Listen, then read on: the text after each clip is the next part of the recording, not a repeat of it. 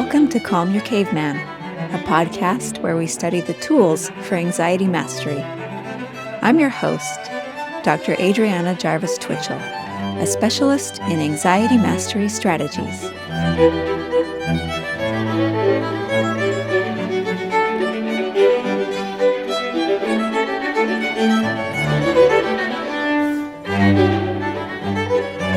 Hi, welcome to the podcast.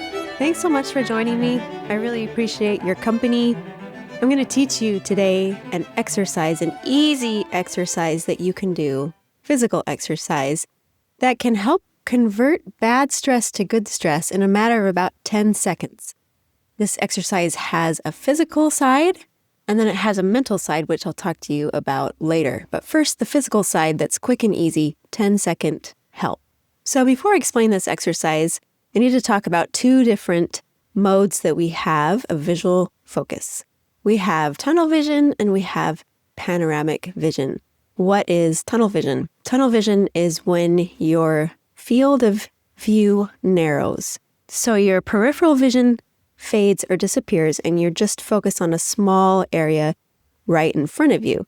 So it's linked to the sympathetic nervous system or the fight or flight mode. When you perceive a threat, your brain tells your visual system to narrow your focus. So this is great for tracking danger, especially, you're going to be attacked by a tiger. It's really good to zone in on that tiger and be totally focused on him so that you are aware of everything that he is doing and you're not aware of extraneous information outside of that. So this is our tunnel vision, which gets activated when we feel threat, when we feel bad stress. We've talked before on the podcast about the difference between bad stress and good stress. We've talked about how stress isn't necessarily bad, but there is a bad kind of stress. And the bad kind of stress is where your brain decides that the demands that you're facing are too much for your resources. And the good kind of stress is what happens when your brain decides that your resources are up to the demands that you face. And it triggers different hormones and reactions in your body that help you to rise to meet the stressor. And you actually perform better than you would if you didn't feel stressed. So that's why we call it good stress, because it helps enhance your performance. And it's not the kind of stress that's bad for your health. The other kind of stress, the bad stress, where you feel like the demands that you're up against are too much for your resources, this kind of stress is bad for your health. And this kind of stress does not facilitate performance. That's what we're referring to when we talk about good stress and bad stress. But anyway, it can be difficult to access your brain's assessment of the situation and get it to switch out of that mode where it's seeing your demands as too much for your resources. So this exercise that I'm going to teach you is something you can do with your visual system that can send a message with your body to your brain that things are safe and help you to switch out of that mode where you feel like the demands are way too much and help you to feel like, wow, I actually have some great resources and I'm going to be okay. So this is how it works. When you are in bad stress, when you perceive a threat, your field of vision narrows to something very small. This happens automatically when your brain perceives threat. It's part of your autonomic nervous system. There's different things that happen when we go into bad stress or a threat state or fight or flight. Some of these things are that our breathing will probably pick up, our heart rate will increase, and our vision will narrow. It affects our circulation. It affects all kinds of different parts of our nervous system that we can't directly control. We can't directly make our heart rate slow down. There's different things we can do that can influence that heart rate, but the autonomic nervous system is pretty automatic and mostly out of our control. But there's two things that we can control in our autonomic nervous system, and one of them is breath, and we had a whole episode on different breathing exercises that you can do that can help with anxiety, which I'll link in the show notes. But the other part of your autonomic nervous system that you can directly control is your visual system. So when you go into bad stress, when you feel that threat and your field of vision narrows, you can consciously widen your vision to have a panoramic view of everything around you. So this is how you do it. You pick a point straight ahead of you. It can be a wall or a tree or a mug or anything. It doesn't matter what it is. But without moving your eyes, you start noticing what is at the far edges of your vision. Left, right, above, below. You don't look at the things directly. You keep looking kind of straight ahead at that thing that you picked, the wall or the tree or the mug or whatever. but you're just aware of these different things at the far edges of your vision. And you see if you can notice movement and shapes in these different areas of your peripheral vision without focusing on them directly. And as you do this, within 5 to 10 seconds, you should feel a subtle drop in tension in your body. Now, why does this work? It's because manually practicing this panoramic vision that your brain automatically does when it feels safe, when you manually put it into that safe vision mode, then it sends a safety signal to your brain that there's not a threat here. It's safe to connect with this environment. So your parasympathetic nervous system comes online and starts to calm your body down. Your heart rate will slow down a little bit. Your stress chemistry will start to change. So I like to do this by looking straight ahead. Right now I'm looking at the camera, which is filming me, but while still keeping my eyes toward that point straight ahead, which I've picked, I try and name 20 things that I can see in my field of vision. So I'm looking straight ahead at the camera, but I'm also seeing that behind the camera and above it out the window, I can see some palm trees that are kind of moving in the wind. I can see the blue sky behind the palm tree. I can see the neighbor's house across the street. I'm not looking at those things directly, but I'm aware of them. I can see a bookshelf in my room over here to my left. I can see a filing cabinet over here to my right. I can see a window over here kind of more back on the left, outside left of my vision. So I go through and try and name 20 different things that I can see in my field of vision. And as I'm naming those 20 different things, I start to feel this relaxation in my body as my parasympathetic nervous system gets activated, which is the rest and digest and connect mode. So this mode of my body starts to get activated and starts to send signals to my brain that, you can handle this. This is not too much for you. So it's really interesting that our emotions influence our vision. So when you feel threatened, when you feel anxious, that this narrows your field of vision. But that vision can also influence our emotion. That if you deliberately soften your gaze and take in your peripheral vision, turn your vision to panoramic mode, that you can send a safety signal to your brain mechanically that helps to reduce this perception of threat. So on the other hand, if you stare intently at one point in a real intense tunnel vision mode, you can actually induce kind of a mild sympathetic arousal, which can help you to focus, but it can be anxiety provoking if you prolong it. In other words, tunnel vision, it's when we feel threat, when we feel urgency, it gives us narrow focus. It's when we're in survival mode. Panoramic vision is when we feel calm, curious, open, connected. And you can shift between these different modes to lever a change in your mental state and your emotional state.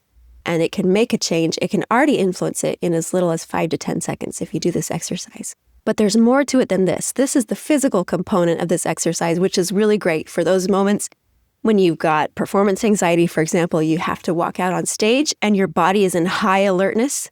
You can choose to exercise this panoramic vision and help your mind to feel more comfortable even when your body is really highly activated and really revved up to go on stage. So this is the physical side of this concept, but there is a mental component to this concept as well.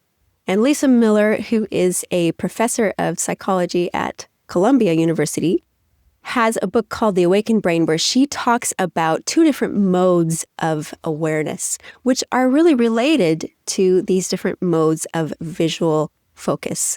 So she calls them the achieving awareness and the awakened awareness. So the achieving awareness, that's kind of similar to this tunnel vision mode. Achieving awareness is really important. She talks about it's what helps us to focus on a goal, to direct energy toward a particular task. So whether it's studying for an exam, completing a project, getting someplace on time, practicing a skill. When we're in this achieving awareness, when our brains are filtering out incoming information and we're just focused on what it is that we want to do, a particular goal or a particular task that we are wanting to do, It filters out other information in our environment, and we just focus on that goal. It helps us to organize and control our lives. But she talks about how we can get stuck in this mode and we can overuse it. And that can be unhealthy. When we get stuck in this achieving awareness, this tunnel vision, as far as our goals go, then we can get out of balance. And it ends up changing the structure of our brains such that we experience a lot more depression, a lot more anxiety, a lot more bad stress. We end up feeling caught up and just obsessed in what we don't have. We feel like it's up to us alone to make good things happen and prevent bad things from happening. And our brain gets overly focused on internal thoughts about myself, and it disengages from the environment. So the achieving awareness, or the tunnel vision type of awareness, is important because it keeps us focused on a task or a goal. But if it's out of balance, it will put us in anxiety and depression and bad stress and a sense of constant craving and isolation. So the other type of awareness, the one that parallels the panoramic vision mode, Lisa Miller calls the awakened awareness. And this is where we are able to perceive things all around us, not just the things in our own head, not just the goals that we have in mind. And just like the panoramic vision happens when our brain feels safe, this awakened awareness comes with this feeling of safety. So if you compare it to a soccer analogy, the achieving awareness, or the tunnel vision focus, helps us to move and chase the ball up and down the field. But the awakened awareness helps us to decide where the ball needs to go, see the bigger field of play, be aware of other players on the field, understand the consequences of our choices in this game, and perceive even why we're playing the game in the first place. So we need both modes of awareness in order to play the game well. Being in the awakened mode of awareness is also not great. If we are continually in that mode, then we're just kind of untethered and we have all these insights, but we're disconnected from the sphere where we can actually put them into practice. So we really need both. We need both modes. We need to be able to toggle between the two modes of awareness depending on what's necessary in the moment, right? But the problem is, if you have a problem with anxiety, or if you find that you are stuck in negative emotion a lot more than you are in positive emotion, then that probably means that you get stuck in tunnel vision. Why do I claim that? Well, because studies show negative emotion causes a narrowing of our attention and our awareness. So if you feel like you have an issue with anxiety, then you probably get stuck in this achieving awareness, and you need to learn how to balance it with an awakened awareness so that you can toggle back and forth, because it's bad if you get stuck in either type of awareness too much of the time. So, as I've said before, I've had a problem with anxiety my whole life, up until several years ago, where I feel like I was able to get a handle on it. But because of this, I really had a tendency to get stuck in this achieving awareness and in this hyper focus on control and on what I don't have yet, what I need to change, problems that in my life and different goals that I need to work on. So I needed to learn how to practice awakened awareness in order to balance it out. So I'm going to tell you just about a couple of different ways. Two of them are shown by research, and one of them is just my own personal way of implementing these things. So just like Jaime said last week in the interview, meditation is a great way to be able to practice this type of panoramic vision, awakened awareness state. But not every type of meditation is great for this. Research shows that there's a particular type of meditation that's going to be most helpful. So you're probably aware that there are types of meditation where you just focus on your breath. And whenever your mind wanders, you try and bring it back to your breath. Or you just focus on one word and you always try and bring your mind back to that word. That's what we call focused attention meditation, where you're just trying to focus on a single point. that's not the type of meditation that is going to help you the most with practicing awakened awareness, panoramic vision. What will help you is practicing what research calls open monitoring meditation. So this type of meditation is what we have talked about before on this podcast, and we referred to it as mindfulness. But it's where you're simply just trying to be aware of everything in your experience at this present moment, both things inside of your body and outside of your body, both physical sensations and emotions, everything that is present right now in your experience, and not judging it, just noticing it, just being aware of it. And I'll give a link in the show notes where I talked more about meditation and different ways to do it. So, open monitoring meditation is one way to practice this awakened awareness. Another way that research shows that we can practice awakened awareness or panoramic awareness is through things like yoga, especially when the yoga includes things like holding a certain posture while also thinking about your breath, while also looking at a point on the wall in front of you where you're holding various different things and sensations in your awareness all at once. This has also been shown to increase panoramic awareness or awakened awareness. A personal way that I have developed to practice awakened awareness is that I have Sabbath moments where I set aside certain times every day from 5 minutes to an hour every day, and also one day every week where I try consciously to practice an awakened awareness. And this is how I do it. So I explained at the beginning how panoramic vision is what happens when our brains feel safe and we feel like it's okay to connect with the environment, it's okay to explore. I just take this day or these 5 minutes or an hour for panoramic vision and to try and focus on the things that my problem-solving oriented brain is usually not aware of. The things in my life that are going right, the signs of safety. I try and consciously recognize and name things that I don't control and that I didn't produce that are coming to me free of charge, that I need right now.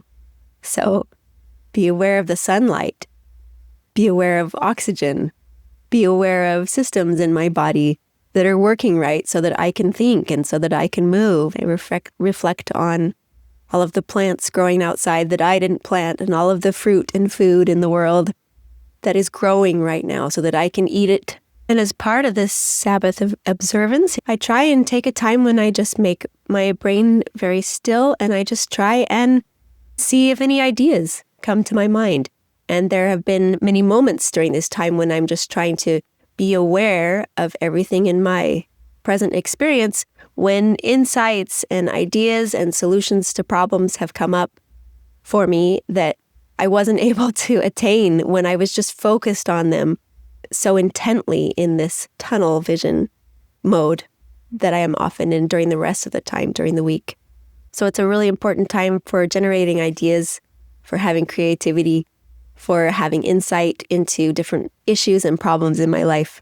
These are some of the ways that I have practiced this awakened awareness. So just to summarize, we have these different modes of vision. We have tunnel vision, we have panoramic vision. We go into tunnel vision when we feel threat. If you want to send your brain a message of safety manually, practice panoramic vision. This isn't just valid as a physical practice. It's also valid as a mental practice because our attention also narrows when we feel threatened. And if we can practice expanding our attention, then we can also be aware of more things that are outside of our head. So these two modes are really important.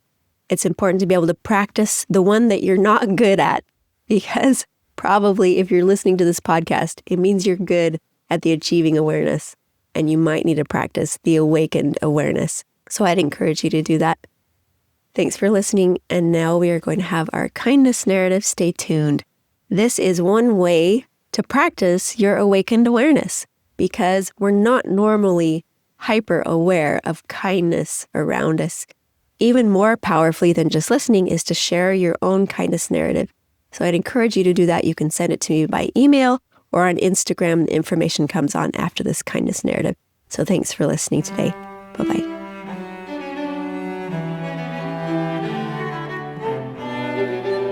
when I moved to Canada and we moved to our new house, I didn't have reception on my phone, and I wanted to go on a longer run just to kind of explore around the neighborhood. And I went out to run in the late afternoon, and I ran for a long time and eventually realized that I didn't know my way back. I didn't know how to get back to my apartment. I, by myself, am trying to navigate back to my home, back to my apartment, which was very difficult because it was a new place and I wasn't familiar with how the roads kind of turned and weaved around. And I was too scared. I was too nervous to ask for help for a really long time. There was, cars that were going by, and there were maybe one or two people who I saw, but I didn't ask anybody for directions or ask for help. But eventually it started to get dark, and I thought to myself, I'm out here in who knows where, and I've got to get back home. And so I finally built up the courage. I told myself, the next person I run into, the next car I see, I'm going to try to wave at them or get their attention if they're in the car, or if it's somebody on the side of the street, I'll ask for directions. And the next car that came by, immediately, as soon as I waved to them, they of course stopped, and I asked for help, and they just told me to hop into their car and that they would give me a ride and try to figure out where I lived. And we worked together, and pretty quickly they were able to get me back home. In the car, it wasn't very long. It was just 10 or so minutes, but it would have taken me forever to try to figure it out myself. And it was really special to me because it showed me just that as long as I can kind of get over my fear of asking for help and be willing to be vulnerable, many people are willing to do a kind deed or to help other people out.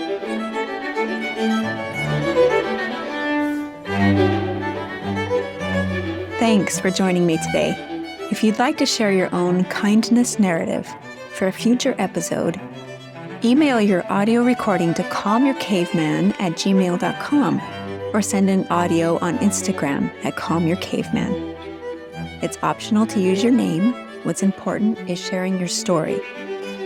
If you feel like you'd benefit from individual anxiety coaching, I do that too. You can look me up on my website, calmyourcaveman.com. If you'd like to support this podcast, you can do that by subscribing to Calm Your Caveman on YouTube and also on your favorite podcast platform. And if you want to help other people find this podcast, leaving a good review on Apple Podcasts or Spotify really helps. Thanks, and see you next time.